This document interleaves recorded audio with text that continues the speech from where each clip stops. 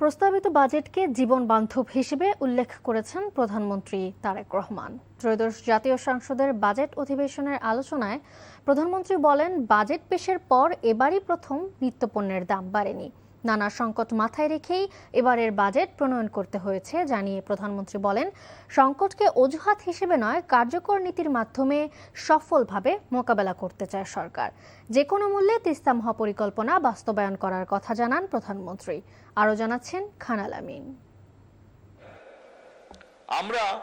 আগামী অর্থ বছরের প্রস্তাবিত বাজেট আলোচনায় প্রধানমন্ত্রী তারেক রহমান তার বক্তব্যে সরকারের খাতওয়ারি পরিকল্পনার বিস্তারিত তুলে ধরেন। বাজেটের মাধ্যমে মানুষের সামনে আশার আলো তুলে ধরতে পেরেছে তার সরকার।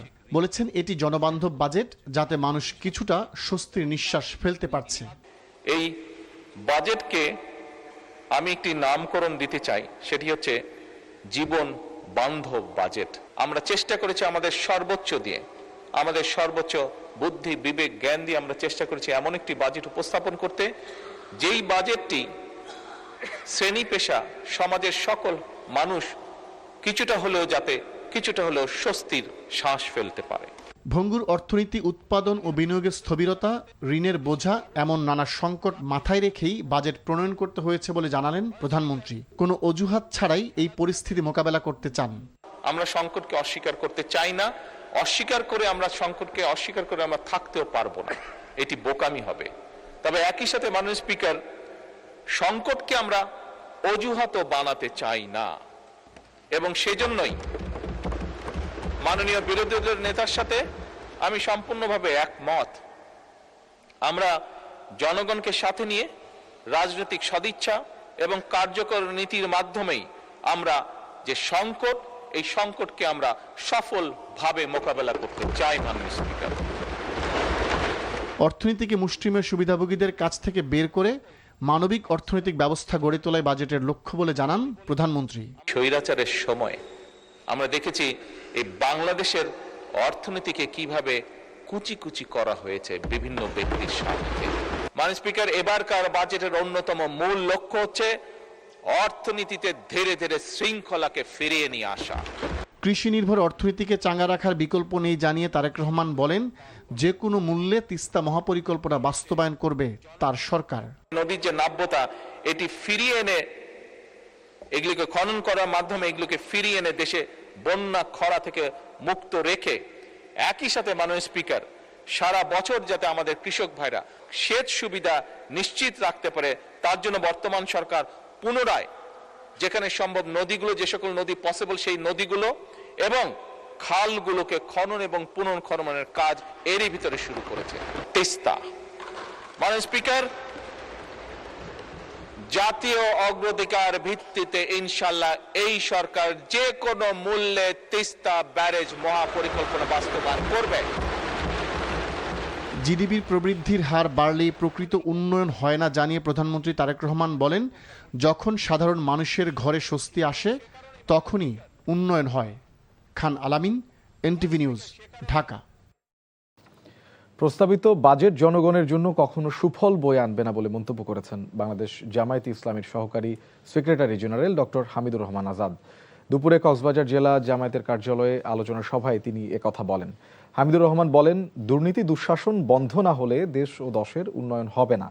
কক্সবাজার সহ সারা দেশের আইন শৃঙ্খলা যে অবনতি তা লাগাম ধরতে হবে, অন্যথায় পরিস্থিতি ভয়াবহ আকার ধারণ করবে। আর প্রধানমন্ত্রী একদিকে রাষ্ট্রীয় অর্থ খরচ করে গাছ রোপণ করছেন, আর তাদের দলীয় নেতাকর্মী আর এমপি সিন্ডিকেট করে হাজার হাজার একর প্যারাবন নিধন করছে। এমন মুনাফিকি পৃথিবীতে আর নেই বলে মন্তব্য করেন তিনি। খ্যাতিমান শিল্পী মুস্তফা মনোয়ারের প্রয়াণে শোকের ছায়া নেমে এসেছে সাংস্কৃতিক অঙ্গনে। মৃত্যুর খবর পেয়ে হাসপাতালে ছুটে যান তার দীর্ঘদিনের সহযোদ্ধারা। স্মৃতির পাতা থেকে তুলে ধরেছেন মুস্তফা মনোয়ারের অনবদ্য কর্মজীবনের কথা। বরেণ্য এই শিল্পীর মৃত্যুতে শোক জানিয়েছেন রাষ্ট্রপতি ও প্রধানমন্ত্রী তারেক রহমান। মঙ্গলবার সকালে বাংলাদেশ টেলিভিশন কার্যালয় থেকে কেন্দ্রীয় শহীদ মিনারে সর্বসাধারণের জন্য রাখা হবে তার মরদেহ। নাজিবুর রহমানের রিপোর্টে বিস্তারিত। রোববার সকালে বরেণ্য শিল্পী মুস্তফা মনোয়ারের মৃত্যুর খবরে হাসপাতালে ছুটে আসেন তার সহকর্মীরা। পরে মরদেহ নেওয়া হয় তার ধানমন্ডির বাসভবনে। সেখানে জড়ো হতে থাকেন সাংস্কৃতিক অঙ্গনের খ্যাতিমান ব্যক্তিরা। শিল্পী মুস্তফা মনোয়ারের শূন্যতা কতটা ভোগাবে তা তুলে ধরেন অনেকে। সৃজনশীল, সৃষ্টিশীল, ক্ষণজন্মা ব্যক্তিত্ব যদি বলি তো উনি শ্রেষ্ঠত্বের একজন ছিলেন, শ্রেষ্ঠদের একজন। মৃত্যুর আগেও উনি শয্যায় বসেও কিন্তু বাংলাদেশ নিয়ে ভাবতেন, বাংলাদেশের সংস্কৃতি, বাংলাদেশের ভবিষ্যৎ নিয়ে ভাবতেন এবং আমাদের সাথে সে অসুস্থ অবস্থায় রস তামাশা করতেন। বহুমাত্রিক শিল্পী, শিল্পের সকল পর্যায়ে, সকল ধারায় তিনি কাজ করেছেন এবং নেতৃত্ব দিয়েছেন। ওনার যে কার্যকলাপ আমরা দেখেছি এটা চিরস্থায়ী, জানবে মানুষজন। আর আমাদের ইয়াঙ্গার জেনারেশনও ওনার বিশেষ করে পাপেট, তারপর উনি যদি চিত্রকর্ম করে গেছে, এগুলি আজীবন রয়ে যাবে। মঙ্গলবার সকাল ৯টায় ২১শে পদকপ্রাপ্ত খ্যাতিমান শিল্পী মুস্তফা মনোয়ারের মরদেহ রাখা হবে বাংলাদেশ টেলিভিশন কার্যালয়ে। সেখানে অনুষ্ঠিত হবে গুণী এ মানুষটির প্রথম নামাজে জানাজা। এরপর দুপুর ১২টা পর্যন্ত সর্বস্তরের মানুষের জন্য মরদেহ নেওয়া হবে কেন্দ্রীয় শহীদ মিনারে। ঢাকা বিশ্ববিদ্যালয়ের কেন্দ্রীয় মসজিদে আরেক দফা জানাজার পর মরদেহ নেওয়া হবে প্রিয় অঙ্গন চারুকলা অনুষদে। পরে বিকেলে বনানী কবরস্থানে চিরনিদ্রায় শায়িত হবেন দেশবরেণ্য শিল্পী মুস্তফা মনোয়ার। Najibur Rahman, NTV news, Dhaka. মেহেরপুরের মুজিবনগর উপজেলার নাজিরাকোনা সীমান্ত দিয়ে বেশ কয়েকজনকে পুশিনের চেষ্টা করেছে ভারতীয় সীমান্তরক্ষী বাহিনী বিএসএফ। ভোরে ভারতের নদিয়া জেলার তেহাট্টি থানার নিউ পাথরঘাটা গ্রামের বিপরীতে নাজিরাকোনা সীমান্তে এ ঘটনা ঘটে। স্থানীয়দের দাবি, বিএসএফ বেশ কয়েকজনকে বাংলাদেশে প্রবেশ করানোর চেষ্টা করে। বিষয়টি জানতে পেরে বিজিবি সদস্যরা গিয়ে প্রতিবাদ জানায়। এক পর্যায়ে ওই ব্যক্তিদের নিয়ে ভারতের অভ্যন্তরে ফিরে যায় বিএসএফ। এদিকে শেরপুরের শ্রীবর্দী উপজেলার খারামুড়া সীমান্ত দিয়ে দুজনকে বাংলাদেশে পুশিনের চেষ্টা করে বিএসএফ। পরবর্তীতে বিজিবি তাদের ফেরত পাঠিয়ে দেয়। সকালে ঝিনাইগাতী উপজেলার তাওয়াকুচা বিজিবি ক্যাম্প সংলগ্ন সীমান্তে এ ঘটনা ঘটে। বর্তমানে তারা নোম্যান্স ল্যান্ড এলাকায় অবস্থান করছে। শিক্ষার্থীদের দেশের গেম চেঞ্জার হিসেবে আখ্যায়িত করে প্রতি বছর তাদেরকে একটি করে গাছ লাগানোর আহ্বান জানিয়েছেন প্রধানমন্ত্রী তারেক রহমান। দুপুরে আগারগাঁয়ে চীন মৈত্রী সম্মেলন কেন্দ্রে বৃক্ষরোপণ কর্মসূচির সূচনা অনুষ্ঠানে এই আহ্বান জানান তিনি। প্রধানমন্ত্রী বলেন, দক্ষতা অর্জন করতে পারলেই নিজেদের পাশাপাশি দেশকে এগিয়ে নিতে পারবে শিক্ষার্থীরা। খান আলামিনের রিপোর্ট। চীন মৈত্রী সম্মেলন কেন্দ্রে মাধ্যমিক পর্যায়ের শিক্ষার্থীদের নিয়ে বৃক্ষরোপণ কর্মসূচির উদ্বোধন করেন প্রধানমন্ত্রী তারেক রহমান।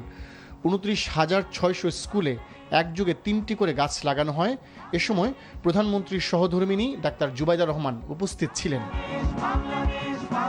কর্মসূচির উদ্বোধন শেষে জাতীয় স্টার্টআপ বিজ্ঞান প্রকল্প ও উদ্ভাবনী আইডিয়া প্রদর্শনীর সূচনা এবং শিক্ষার্থীদের বিভিন্ন প্রকল্প পরিদর্শন করেন প্রধানমন্ত্রী। অনুষ্ঠানে বক্তব্যে প্রধানমন্ত্রী বলেন, জ্ঞানভিত্তিক টেকসই বাংলাদেশ গড়তে শিক্ষার্থীদের ভূমিকা রাখতে হবে। স্টেজে যখন উঠলাম, ওখানে যখন বসলাম, খুব একটা কনফিডেন্ট ভাব লাগছে। ইয়েস, আমরা